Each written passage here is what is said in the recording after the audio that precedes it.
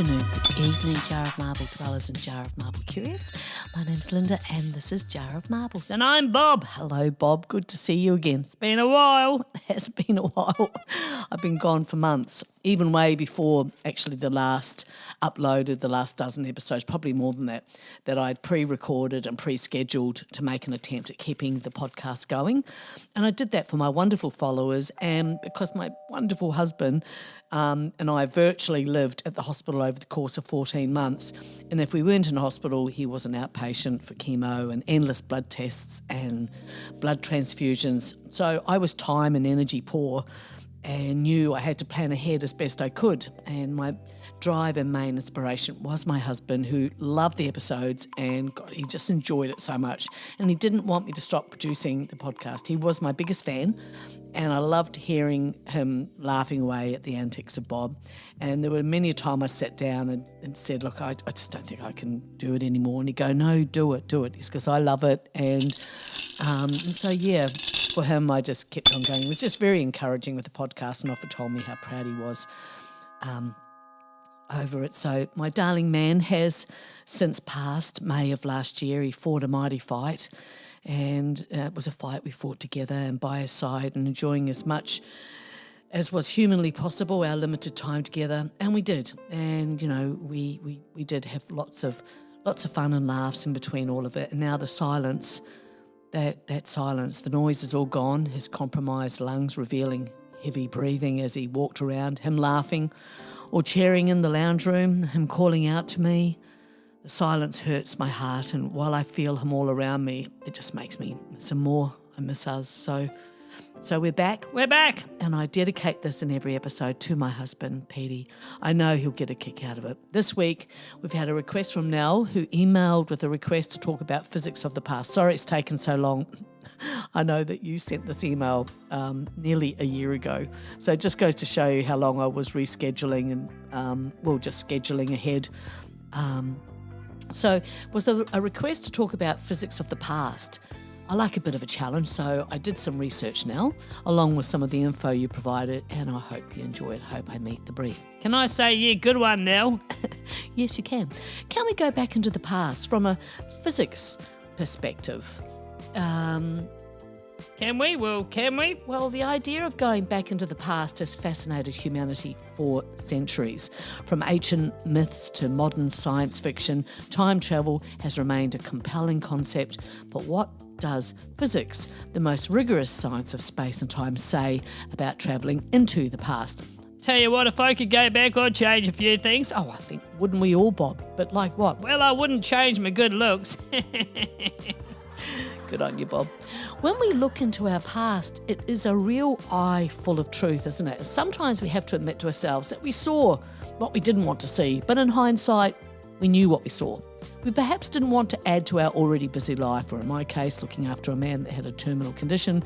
We see the snake, and then the snake strikes, as an example, and my closest followers and friends know exactly what I'm talking about, but we'll just say, you know, karma. She be a bitch, man. She be a bitch. It then becomes a time thing, waiting on time to pass so that what you saw, you eventually get confirmation that you were bang on the money, and it is opportunity then to absolutely believe in yourself. Maybe then it's a maturity thing where you know what you know. Hashtag physics of the past. So the past can definitely be our teacher if we're prepared to learn.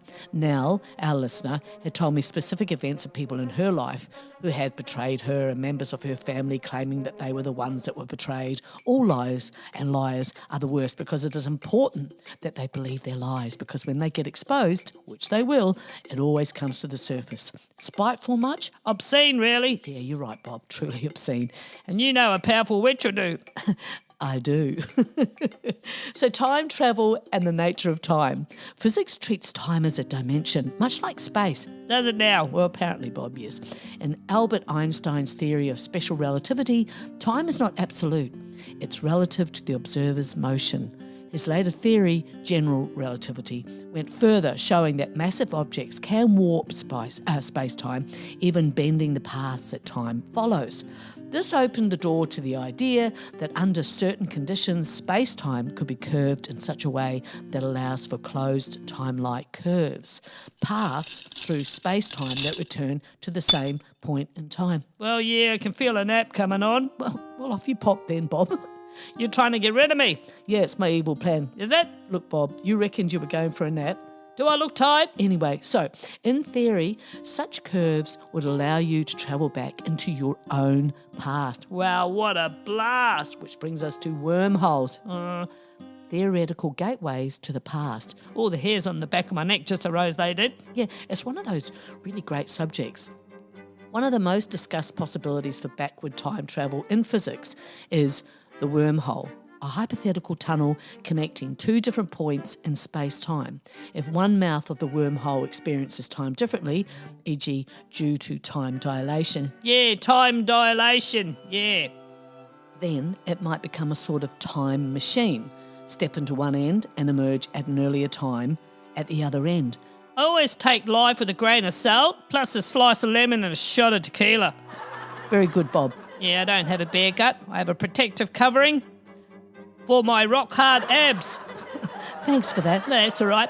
However, Bob, wormholes come with major issues. Oh, yeah, here we go. But wait, time dilation, what's that? Well, time dilation is a concept from Einstein's theory of relativity that explains how time can pass at different rates for different observers. So the key words there are different observers. All right. It's one of the key scientific ideas often connected to time travel into the future. The basic idea, time is not absolute. How fast time passes depends on speed, which is special relativity, and gravity, which is general relativity.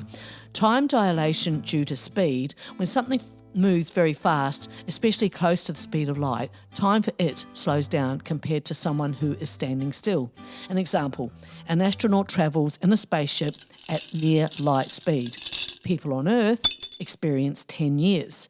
The astronaut might experience, say, only 2 years. Oh, yeah, right, okay. When the astronaut returns, they are younger than everyone on Earth. And this is real and has been measured using precise clocks on fast-moving airplanes and satellites. I read recipes the same way I read science fiction. I get to the end and I think, well, that's not going to happen. Try and open your mind, suspend what you think you know, Bob, and consider, why not? So, yeah. Well, have you heard of the grandfather paradox and causality? Yeah. You haven't, have you?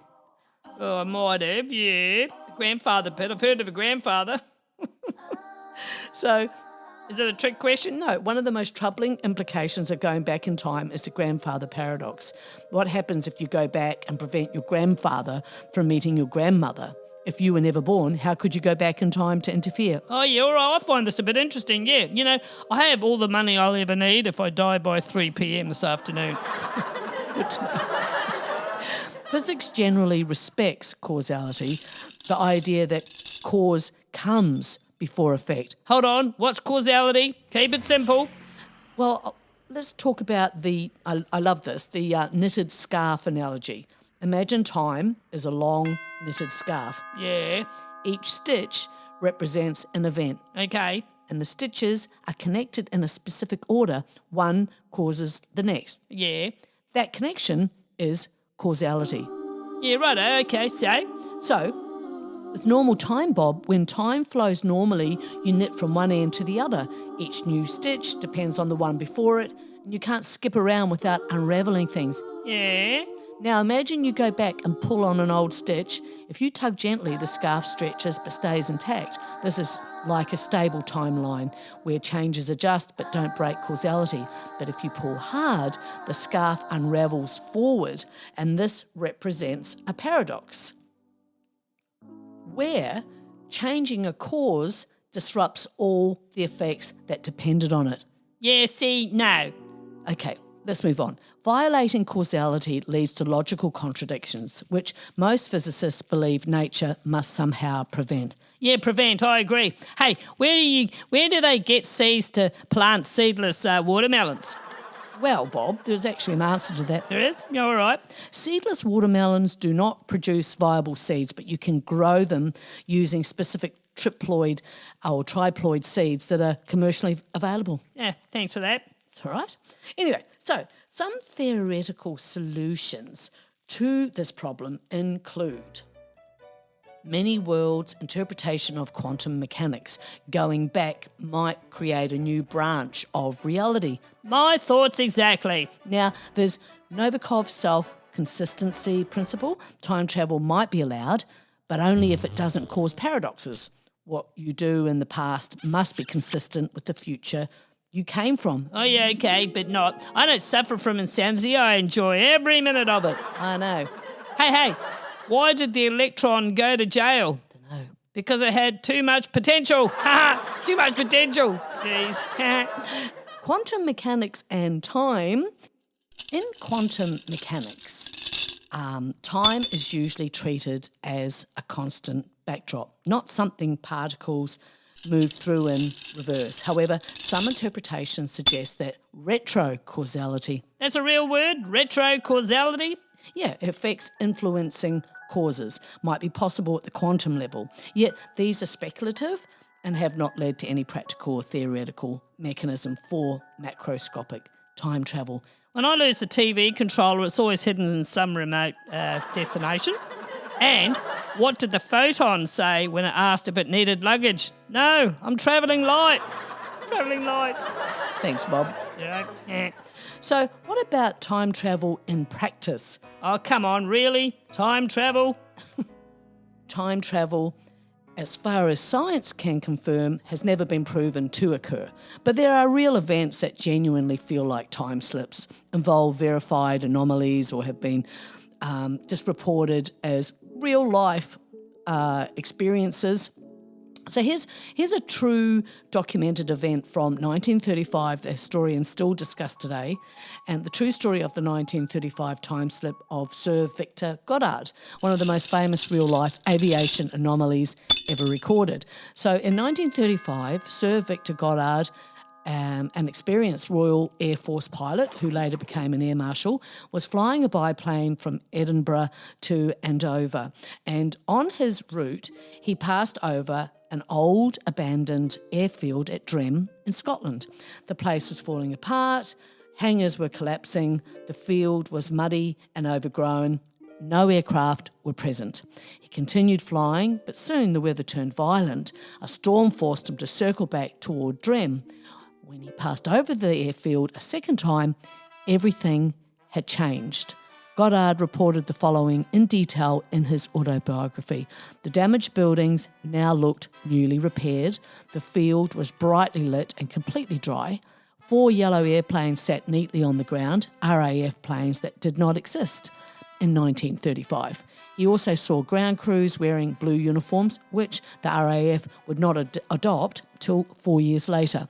He flew past in shock. When he looked back, the airfield behind him had returned to its original abandoned state. The strangest part?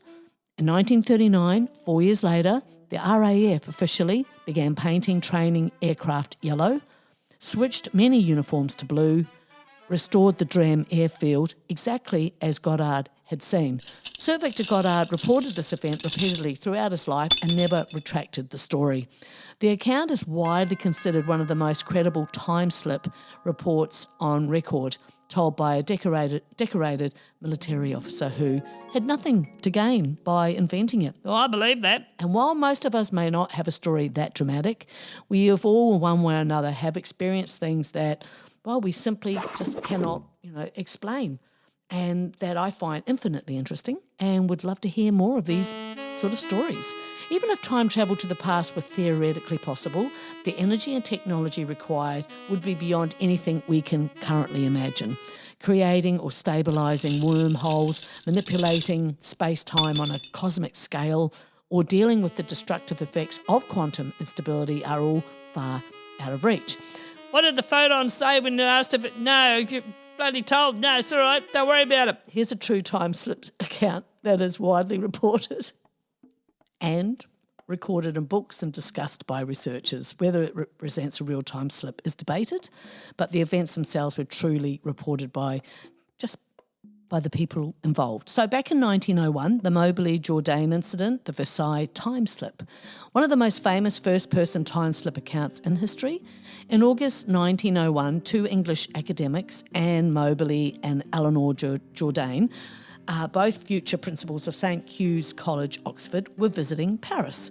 On August 10th, they decided to tour the gardens of the Palace of Versailles, including the Petit Trianon, once favoured by Marie Antoinette. What happened next became one of the most enduring time slip reports ever recorded. And let's have a little talk about the strange walk that they went on. As they left the main palace grounds, both women began to feel a sudden, strange heaviness in the air, a sense, they said, of oppression and unreality. The light seemed to change, becoming flat and lifeless. While trying to find the Petit Trianon, they encountered several unusual figures. Men in old-fashioned uniforms wearing tricorn hats, a man who appeared to be a gardener dressed in 18th century clothing who silently gestured which path for them to take, another man sitting on a three-legged stool in a long coat with oddly outdated features. Nothing about these people seemed to belong to 1901. Eventually, they approached a small terrace. There, sitting alone and sketching, was a woman wearing a light summer dress with an old-style sash, her hair arranged in a distinctly 18th century fashion. Moberly later said the woman's expression looked startled and melancholy. Both women later independently described her appearance, and both later believed that they had seen Marie Antoinette herself. So suddenly another man wearing modern attire approached the women and directed them to the Petit Trianon.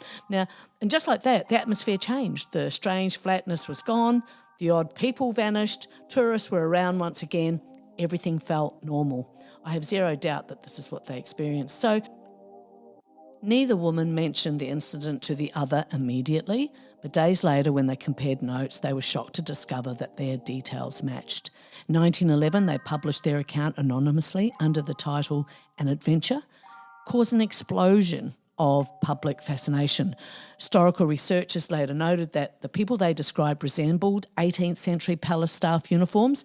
The layout they saw matched the gardens as they existed before the French Revolution, not in 1901. Oh, blimey. You know, I used to be a people person, but people ruined it for me.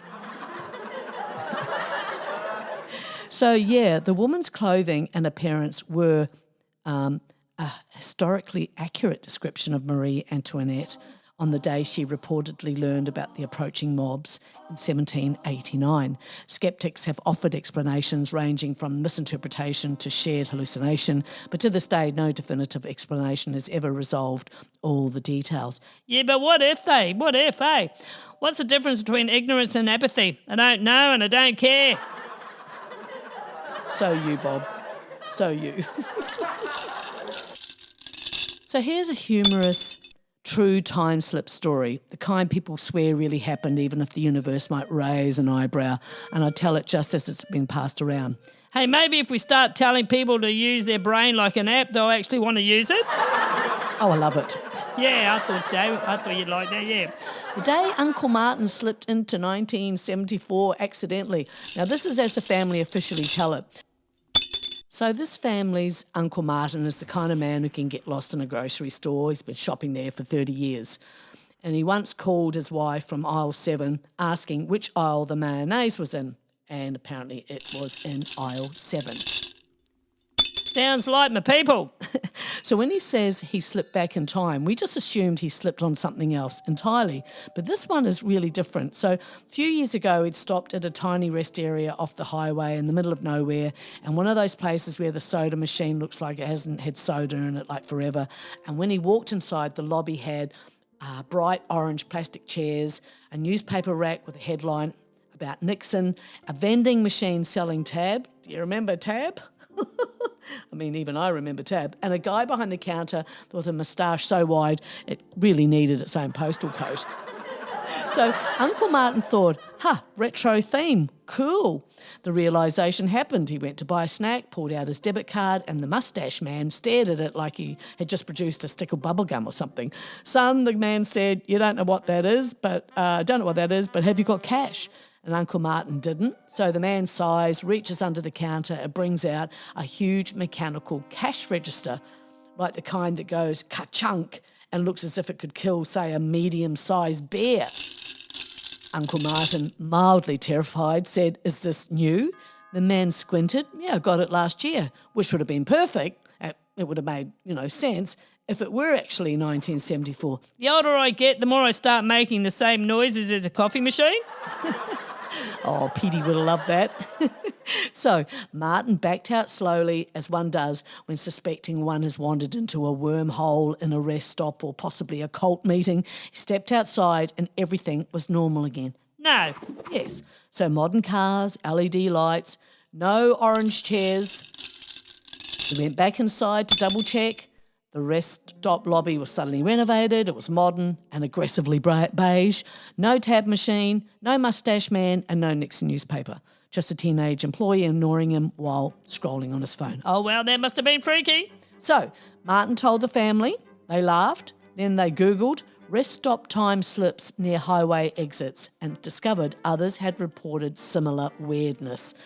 Martin now avoids that exit entirely because he's expressed concern that it'll end up back in the 1800s and he doesn't think he'd be able to survive without Wi-Fi. But anyway. Bless his cotton socks. I know. So from a physics standpoint, going back into the past, it's not strictly forbidden by our current theories, but it's fraught with paradoxes, theoretical obstacles and technological impossibilities. Not fraught? Well, while general relativity allows for solutions that could permit backward time travel, quantum mechanics and causality constraints make it extremely unlikely. So for now, the past remains what it has always been, unchangeable, unreachable, and fascinating. Is there more? There's always more, Bob. But let's bring this episode in for a soft landing, and with that, we'll tuck today's trip through the physics of the past back into its proper place in space-time, from curious ideas to half-forgotten experiments.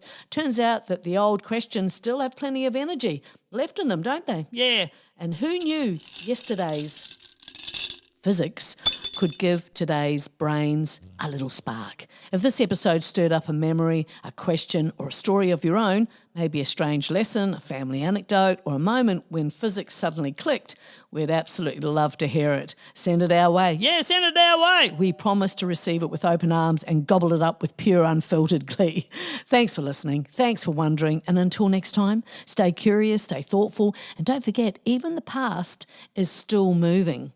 Time to say fare thee well, isn't it? Yes, Bob. All right, then. So, thank you as always for joining us. Thank you for not forgetting us. I'm absolutely delighted you're here. So say good day to the family for me. Give the hippo a zippo. And we'll see you next time, okay? Okay then.